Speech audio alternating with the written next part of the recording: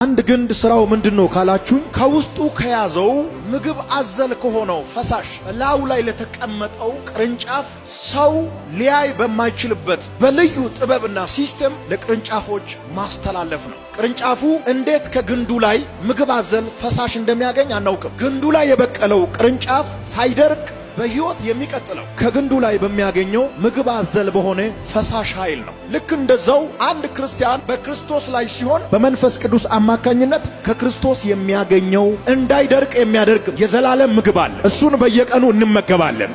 በዮሐንስ ወንጌል ምዕራፍ 15 ላይ ኢየሱስ ክርስቶስ በምሳሌ ሲያስተምር እናንተ በግንዱ ላይ የበቀላችሁ ቅርንጫፎች ናችሁ። ጳውሎስ ደግሞ በአንደኛ ቆሮንቶስ ምዕራፍ 12 ቁጥር 27 ላይ ሲያስተምር እኛ በክርስቶስ አካል ላይ ያለን ብልቶች ነን። አንዱ እጅ ነው፣ አንዱ እግር ነው። እግር ብቻው ምንም ማድረግ አይችልም። አቅም የሚኖረው አካል ሲሆን ነው።